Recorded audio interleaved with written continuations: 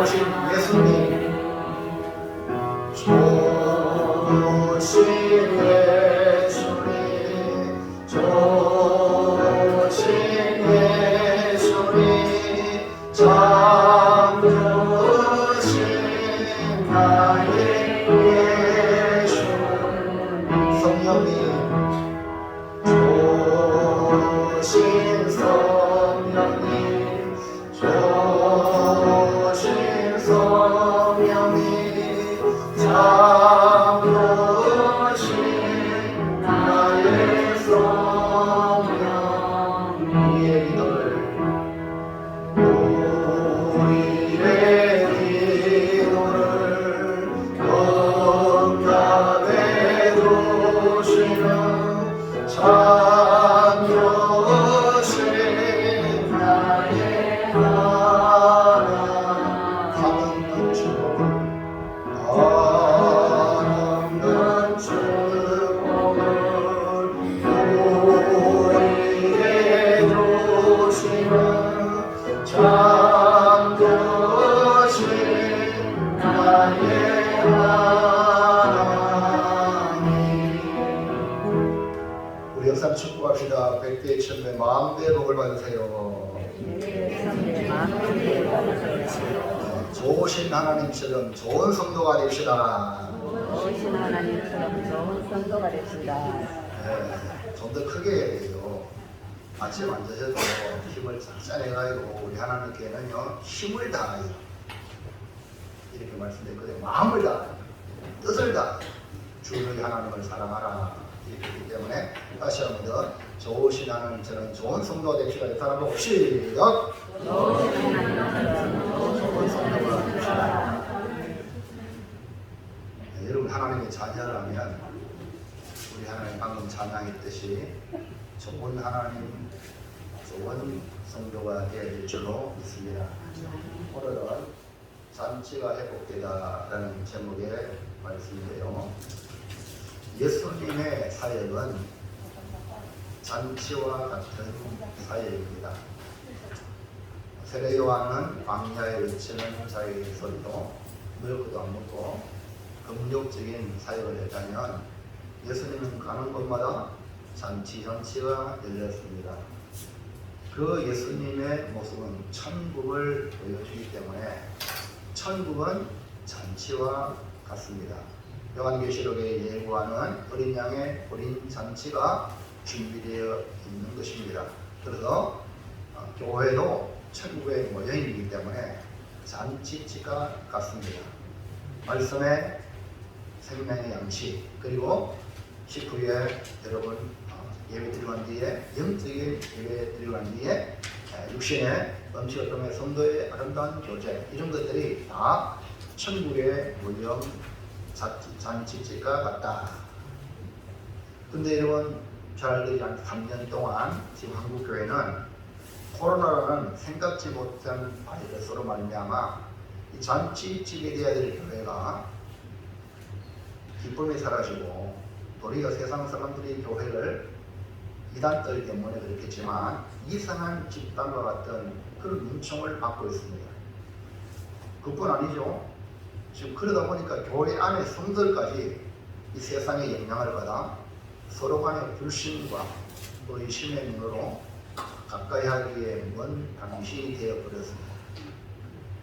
한국교회는 지금 회복을 넘어 부흥으로 나아가기 위해 안간힘을 쏟고 있습니다. 우리 교회도 원래는 회복을 넘어 부흥으로 가기 위해 반드시 회복의 은혜가 필요하여 지금 이런 말씀 전하는 것이 바로 회복의 말씀의 시리즈로 여러분 말씀을 들으시면 이해가 빠를 겁니다. 어떻게 회복해야 되냐? 바로 잔치집과 같은 교회로 회복이 되어야 된다. 잔치집에 온 사람이 얼굴에 인상 쓴 사람 아무도 없습니다. 기쁨으로 그렇게 5천원 만에 결혼식이 이제 자유롭게 되니까요, 얼마나 기쁨으로 잔치하는지 서울 가면 서울도 그렇고 막 그렇게 잔치하더라고요. 그래서 오늘 이 가나의 어린 잔치에 어떻게 잔치가 회복되었는가를 살펴보면서 제목을 잔치가 회복되다라는 말씀으로 회복하게 하시는 이 예수님의 말씀을 귀담아 듣고 먼저 내 인생의 잔치가 회복되는 새해가 되기를 축복합니다. 축복합니다. 축복합니다. 자, 첫 번째 시작.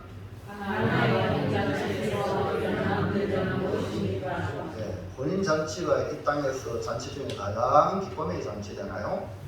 근데 여기서 문제가 발생했습니다. 갈릴리 가나에 벌레가 있는데요. 예수님의 어머니도 거기 계셨고요. 뭐 어떤 관계인지 몰라도 예수님의 어머니가 거기 계셔서 일을 봐주고 있다는 것은 아주 가까운 사이가 아닌가라고 생각할 수 있습니다. 그 증거로 또 예수님과 그의 제자들도 벌레 청함을 받았다는 겁니다. 기쁨의 잔치에 초대받은 예수님과 그 제자들은 본래의 기쁨을 누리는 특권을 부여받은 자로 초청된 것입니다. 근데 간혹 저도 우리 목사님 딸 결혼할 때 결혼식 가니까 소중한 것을 잘 챙기기 바랍니다. 왜? 본래 초청받지 않는 이 도둑놈들이 와가지고 훔쳐가는 거예요. 거기 막 흠뻑 빠져가지고 막 슬쩍 막아요. 슬쩍 가져가고 부조도 슬쩍 가져가고. 여러분 뉴스도 많이 나오죠? 그리고 자칫집에 초대받지 않는 자들도 온다는 거예요. 교회는 안 그런가요? 마찬가지예요. 그렇기 때문에 여러분 잘 살피세요. 정말 주님을 믿으러 왔나?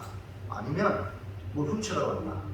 이걸 여러분이 잘 살펴서 우리 잔치집의 분위기를 지켜나가기를 주의 이름으로 축원합니다.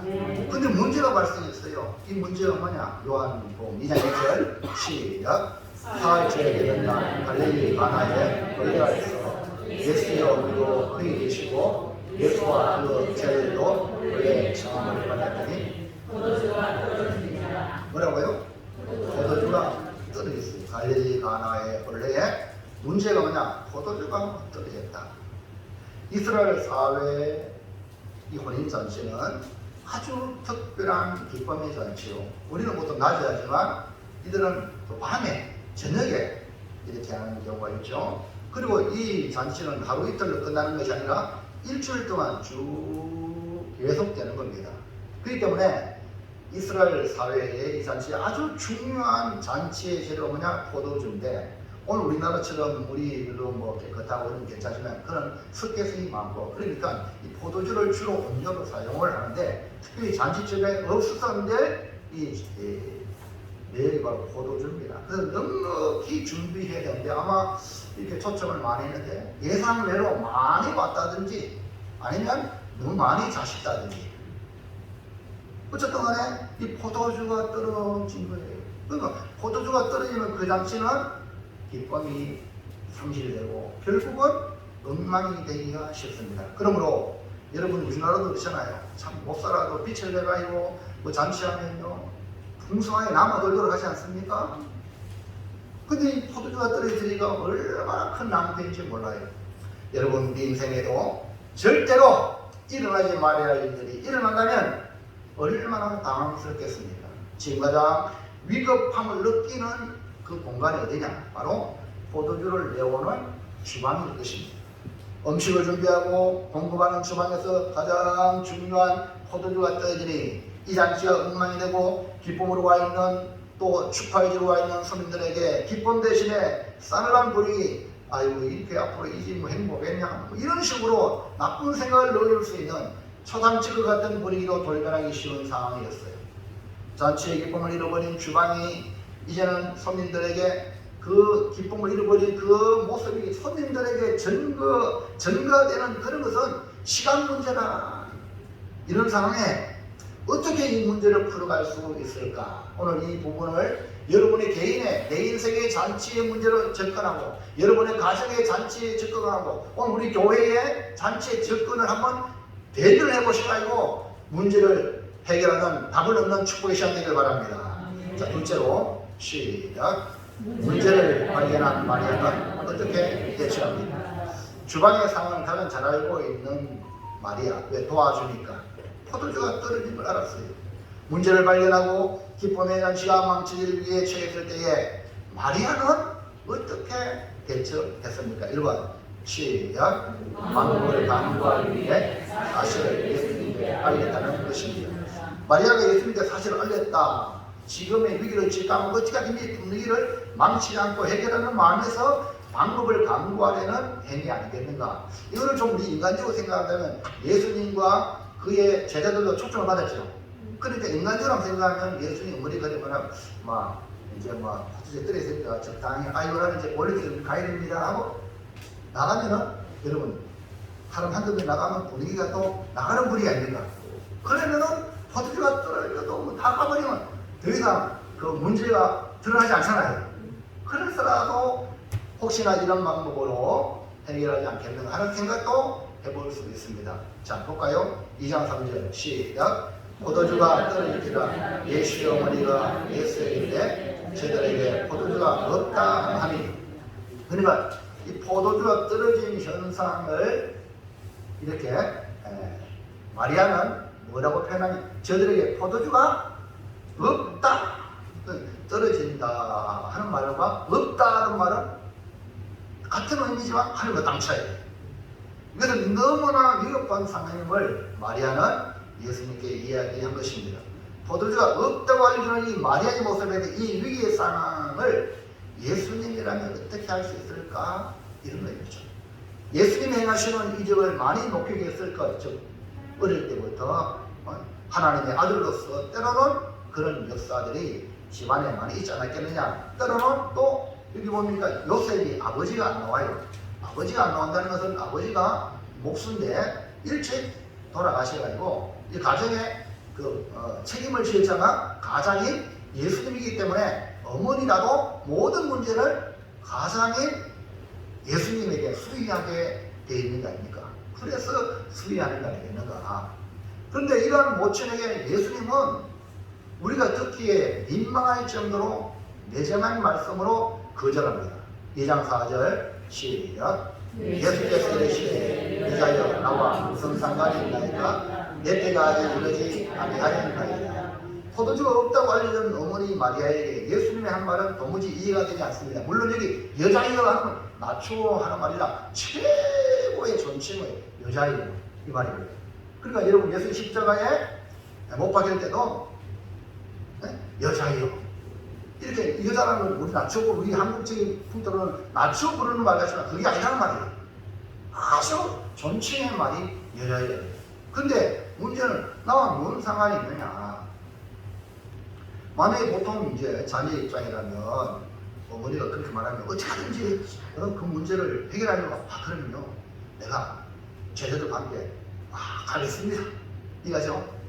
아이고 분위기를 이제 좋게 하겠 이런 식으로 하든지 아니면 다른 어떤 방법을 강구했을 텐데 예수님은 뭐라고 말합니까? 여자여 나와 무슨 상관이 있나이까. 위기의 상황을 말하는 모친에게 하신 예수님 답변은 나와 뭔 상관이 있느냐 라는 말에 도무지 인간적으로 이해가 되지 않습니다.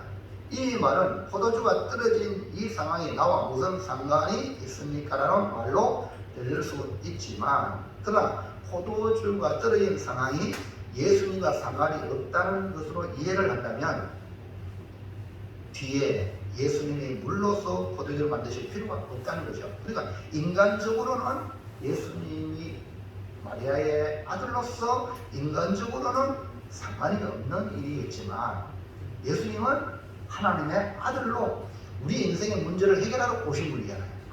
그래서 그 뒤에 뭐냐면 내 때가 이르지 아니하겠다.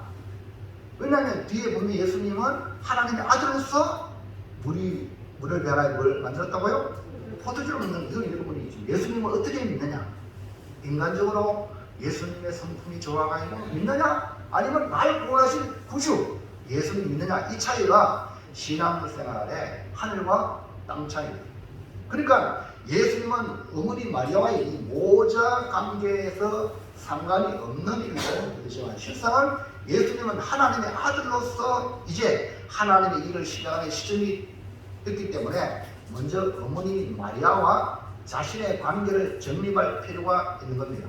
이걸 갖다가 오늘 제 시간이라면 제가 주의 종으로 부르려면 옛날 어머니는 아버지는 함부로 이름을 불렀어요. 근데 주의 종이 되니까 목사님 이렇게 부르는 거예요. 성도들도 교회에서 학생회, 대리 이랬는데 이제 목사들과 권 목사님, 장로님들도 원로장님들도 권 목사님 이렇게 부르는 거예요. 이게 뭡니까? 영적인 재정립이에요. 그 여러분이 교회 안에 와가지고 인간적으로 사람을 만나면 그거는 세상 사람이랑 똑같은 거예요. 교회 와서는 예수님을 통해 우리는 한 성도가 되고 하나님을 아버지라 부르는 형제가 되고 아멘입니까? 영적인 관계 속에서 여러분 살아가야 됩니다.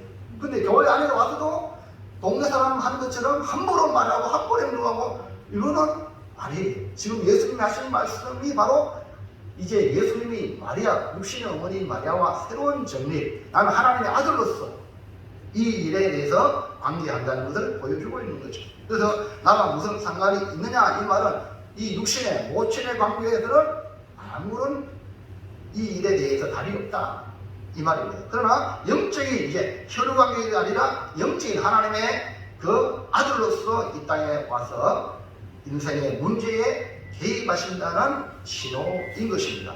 그러나 마리아는 예수님의 말씀의 의도를 이해했는지 몰라도 그 다음 행위가 아주 놀랍습니다.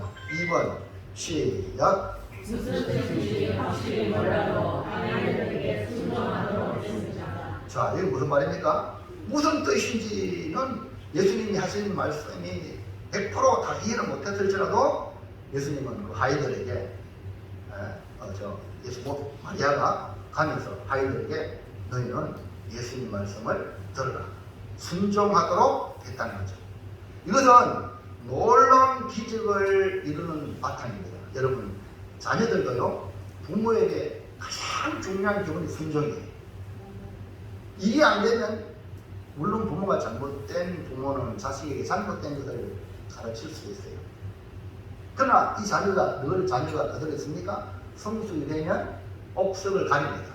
그런 가장 기본 바탕이 뭐냐? 자녀들이 순종의 그릇이신 거예요. 교인들도 마찬가지예요. 가장 중요한 교회 와서 교회 복교에 순종하고 그래야 나중에 성장하면서 이 교회 복교도 당회, 노회, 총회가 있어가지고 잘못된 거는 당에 올리고 당에서 노회에서 총회로 해가지고 잘못된 고시를 합니다.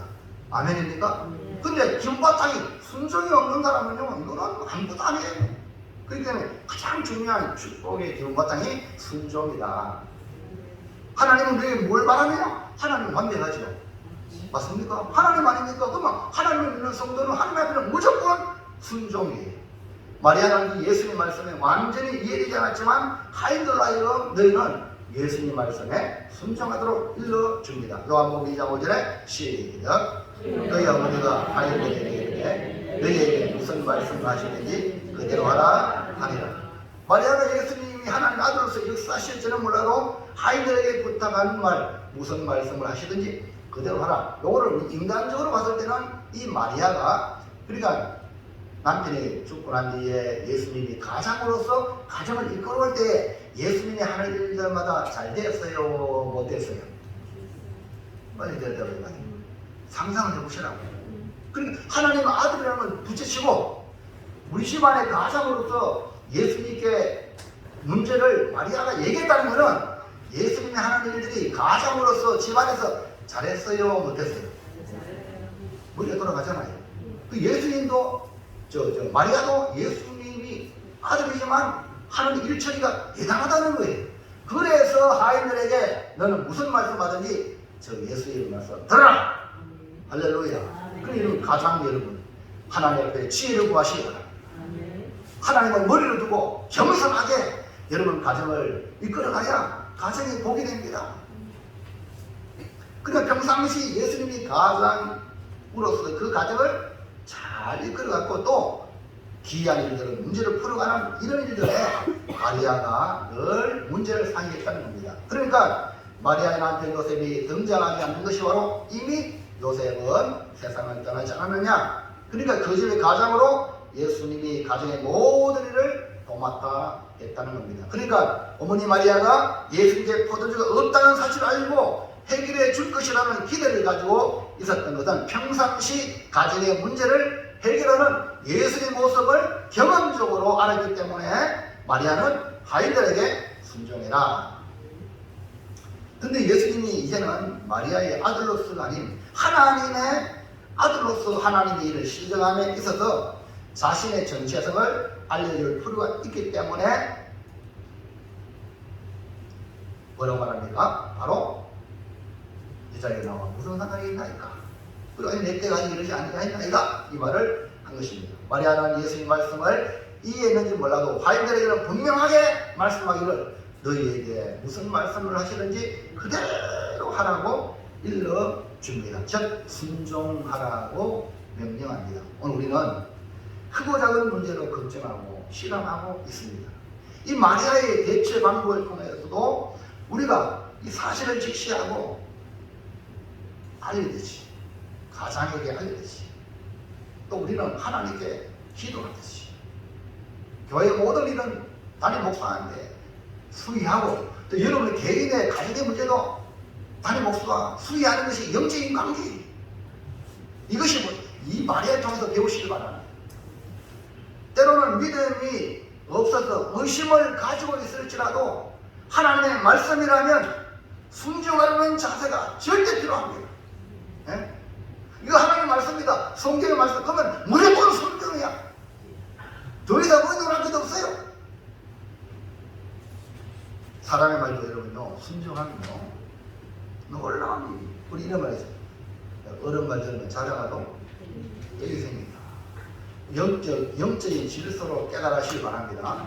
영적인 질서. 하나님 말씀 순종하면 상상할 수 없는 기적의 역사가 여러분에게 일어날 줄로 믿습니다. 마지막 세 번째, 시작. 잔치가 회복되기 위해서 우리는 내 인생의 잔치. 의향 되겠노? 걱정하고 근심하고 염려하고 우리 자녀들 어쩜 되겠노? 내 사업이 얼마나 되겠노? 막 직장을 하고 또 인간관계 이런 것들이 얼마나 우리 복잡하게 얽히고 섞여 있는데 이런 내 인생의 전체에 회복이 되어야겠나? 어떻게 회복되어야 되냐? 갈릴리 가나의 혼인 잔치집에 분위기가 최고조로 올라간 상황에서 주방에 난리가 난 겁니다. 잔치에 가장 중요한 포도주가 떨어진 것입니다. 이것은 금방 해결될 수 있는 문제가 아닙니다. 기쁨이 순식간에 사라진 위기에 처해 있습니다. 그러므로 잔치가 회복이 돼 위기 상황에 기쁨이 회복되는 이 잔치가 되기 위해서 어떻게 해야 할까? 이것은 성경으로 우리에게 주신 하나님의 말씀 우리에게 뭐라고 말하는가? 1번 시작. 내 인생의 잔치에 예수님이 계시는 것을 갈릴리 가나의 혼인잔치에 문제가 발생했지만 거기 누가 계셔요? 예수님이 계시다. 가장 중요한 여러분 아무리 문제가 많아도 여러분 안에 예수님이 계시면 안 문제야. 문제는 주님이 안 계시는 거야. 또 주님이 안 보이는 거야. 여러분 주님만 계시면요 전하게 보여요. 네? 여러분 세상 사람들 세옹지마란 말 들어봤잖아요. 세상 사람도 그러는데 우리는 하나님 말씀을 믿는데 뭔 걱정입니까? 왜 인간적인 방법을 하려고 합니까? 중요한 건 주님이 계시면 내 인생의 잔치에 기쁨이 회복된다는 거예요. 마리아의 아들 예수가 아니라 하나님의 아들 예수님이 계심을 말씀하고 있다는 거예요. 집의 가장 예수님이 아니라 하나님의 집의 주인인 예수님이 계시야 한다는 거예요. 오늘 우리에게도 동일하게 우리 집 주인은 예수님입니까? 네. 여러분 육신의 남편입니까? 정말 우리 집의 가장으로 여러분 정말 믿는다면 예수님이 계시는가? 우리 교회의 주인 정말 예수님인가? 우리나라 주인은 정말 예수님, 우리 여기까지 하나님 보고서 정말로 노래만 하지 말고 진짜 우리나라 주인은 하나님이신가? 믿음의 성도라면 확고하게 가져야 되잖아요. 무엇보다 더 중요한 거예요. 내 안에 하나님 아들 예수님이 계시는가? 자기를 물어보고 그만 내 입의 말, 내 입의 행동 예수님이 안에 계시는데 뭔 걱정입니까? 부정적인 말, 의심의 말, 안 되는 말 할 필요가 없는 거예요. 예수도 없기 때문에 부정적인 말이 막 나오고 온갖 근심 걱정으로 막 그러잖아요. 주님이 계시면 극단에서는 최고 어려울 때 평온을 누리는 게 그 안에 예수님이 계십니다. 타이타닉이라고 여러분 영화 보셨어요? 타이타닉이 어마어마한 그 유람 뭡니까? 빙산과 그처럼 깨지게 물속으로 바닷속으로 빠져나갑니다. 수많은 사람들이 우왕좌왕하지만 거기서 하늘과 땅 차이로 시비가 떨리는데 예수님이 계시다가 그게 뭐 철런지 뭐 이런 분이고 바이올린 천사라는 거예요. 마지막에는 인간의 힘으로 할 수 없는데 하나님을 가지고 끝까지 하다가 여러분 죽는 사람 있는 반면에 그 마지막에 평화를 누려가지고 그 바이올린 내 주를 가까이 그 마지막 순간에 하나님을 배울 것을 생각하며 자기를 지키는 사람이 예수가 있는 사람. 여러분 천국이요 이런 사람은 죽을 때 안다는 우리 목사님들 부모님 돌아가시면요 얘기해요. 진짜 예수 있는 사람은 죽을 때 보면 그 죽어하는데 눈이 거든. 우리 목사님이 직접 자기 어머니를 다 이렇게 했는데요. 그 다음에 자기 형제들 너희들 안 보면 봐라. 예수 믿으니까 살이 안 묻잖아. 그러나 한 주를 밟은시다 몸이 부들어가요. 이게 죽을 때 되면 간다. 오늘 여러분 예수 계십니까? 그대로 와요. 아멘입니까? 딱 입심하세요. 예수 없기 때문에 예수님은 나는 마음이 온유하고 겸손하다. 아멘입니까?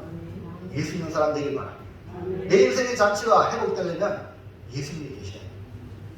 예수님 없는 아무리 화려한 것 이거요 아무짝에 쓸모없습니다.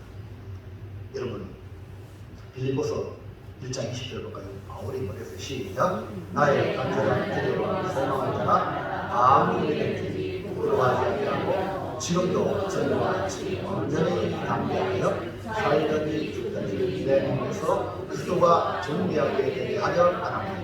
이는 내게 사는 것이 그리스도니 죽는 것도 유익합니다.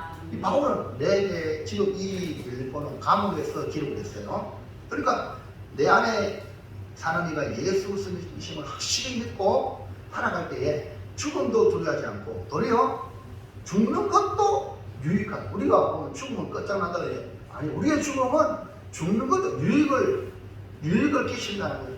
갈릴리 가나의 혼인잔치에 큰 낭패를 만날 수밖에 없는 처지에 거기에 예수님이 계시기 때문에 하나님의 아들 예수님이 계시기 때문에 그 잔치가 다시 기쁨의 잔치로 회복될 수가 있는 것입니다. 그러므로 여러분의 인생, 내 인생에 예수님을 모시고 살아가시기를 축복합니다. 그러므로 고백회가 회복되려면 여러분 각자 주님이 오셔도 우리 교회 주인 되시옵소서 라고 기도하고 주님 내 안에 오셔도 나의 주인 되시옵소서. 내가 주인 못하는 걸 내려놓고 주님을 주인으로 모셔야 돼. 2번 시작. 내 인생의 문제를 예수님께 맡겨 점검해야 합니다. 예수님 모셔놓고 사랑방에 예수님 그냥 계셔서 우리가 알아서 할게. 이런 교회들이 한둘이 아니라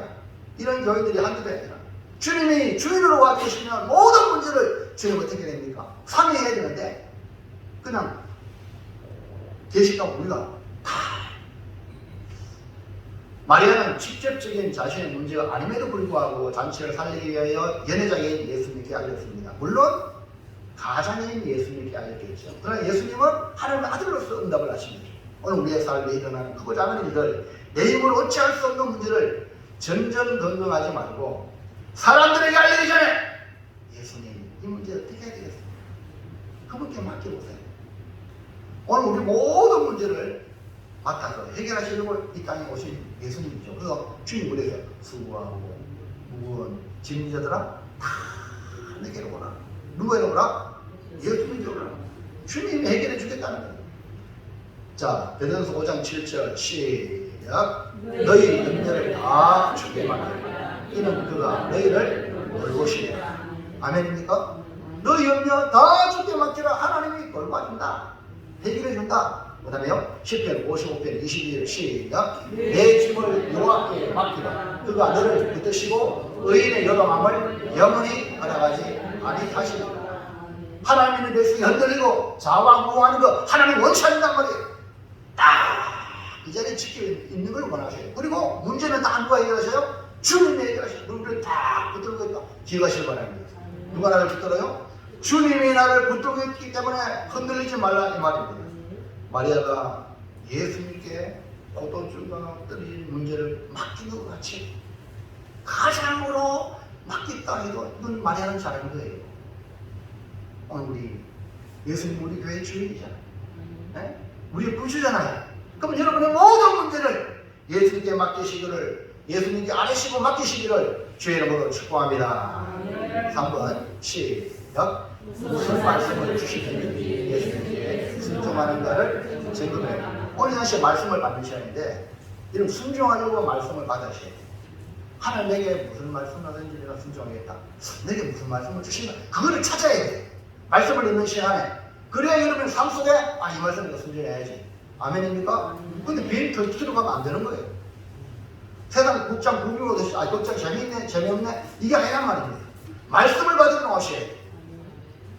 우리는 예수님 말씀에 순종하는 성도입니다.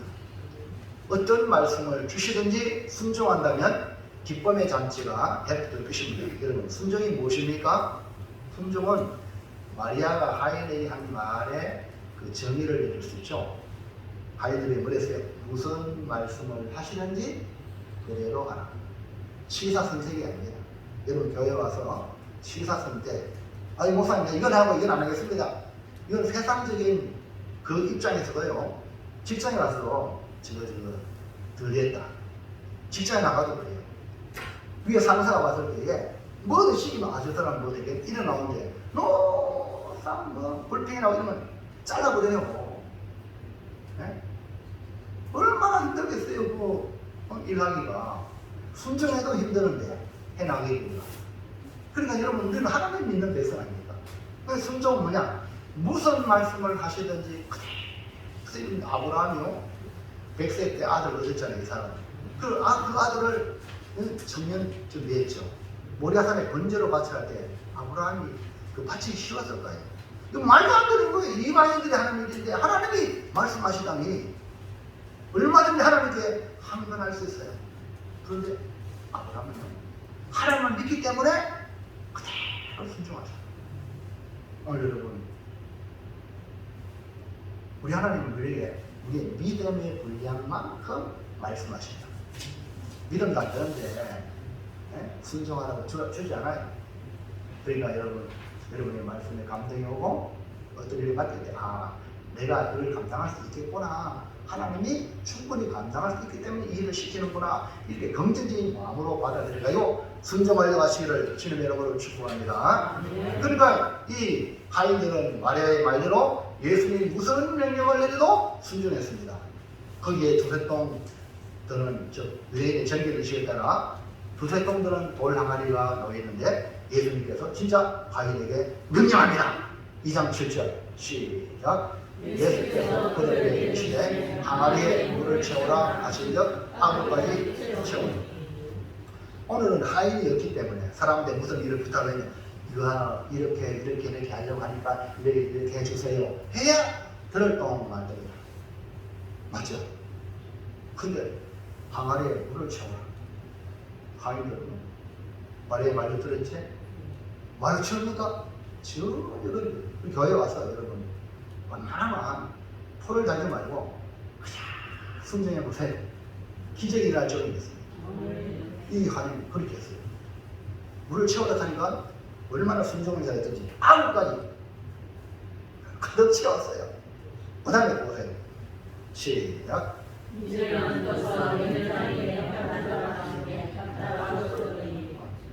다 채워 나니까 이제 떠서 연회장에 갖다 주라. 두 번째 말씀이죠. 그러니까 하인이 갖다 주었다. 보통 생각이 있고 똑똑한 사람이라면 물을 금방 넣었고 그 다음에 이건 전기 예식을 위해서 쓰이는 돌항아리 물인데 이거를 연회장에 갖다 주면 연회장한테 빵 맞는 거 아닙니까? 이거 물을 마시고 가지 않느냐? 호수좀 가져오지. 그런 일을 지금 이 하인들은 알고 있었지만 두만하지 않고 순종한 이것이 뭐냐? 순종이에요. 그랬더니 어떤 일이 일어났습니까? 요한복음 2장 9절에 시작. 연회장은 물로 된 포도주를 어디서 나는지 알지 못하게 물도원 아이들을 나타나 연회장이 신랑을 불러. 우리 포도주가 된 사건은 하인들은 알아 순종을 했기 때문에. 그런데 연회장은 모르잖아요. 그러니까 이야, 신랑이 이렇게 축하해로 온 사람에게 이전보다 더 나은 포도주를 이렇게 준비했구나 하여서 너무 맛이 감동을 받아가지고 감탄해서 신랑을 불러. 뭐라 어떻게 말합니까? 10절 시작. 만약에 사람마다 먼저 좋은 포도주를 내고 취하기 위해 낮은 것을 내기를 그들은 지혜까지 좋은 포도주를 또하다. 여러분 상상할 수 없는 일이 일어났죠. 물론 하인은 알았어요.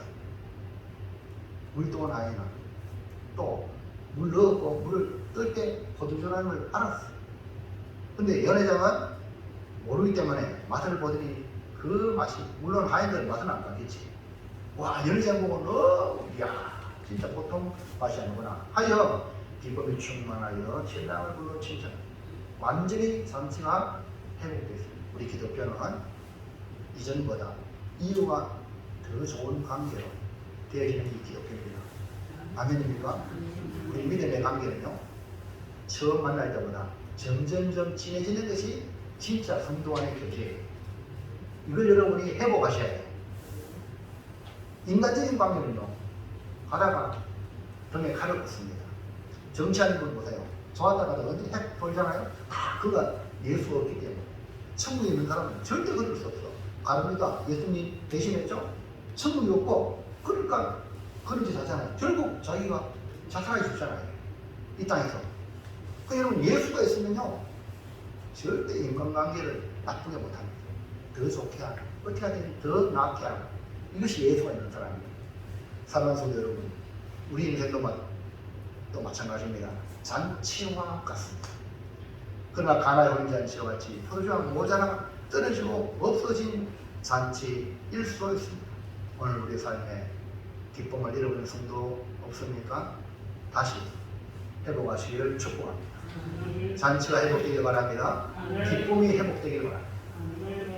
잠시만 기쁘고 즐거운 것이 아니라 영원한 기쁨이요, 영원한 즐거움이 이전보다 더욱 찬란한 잔치가 되기 위해서는 가장 중요한 건 예수님이 필요한 겁니다.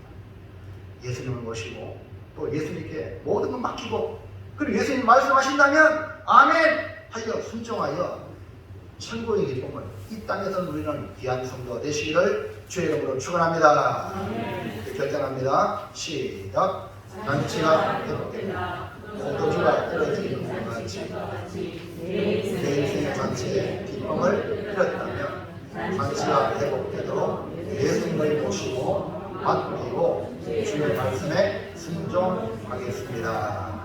기도합니다. 하나님, 내 인생의 잔치에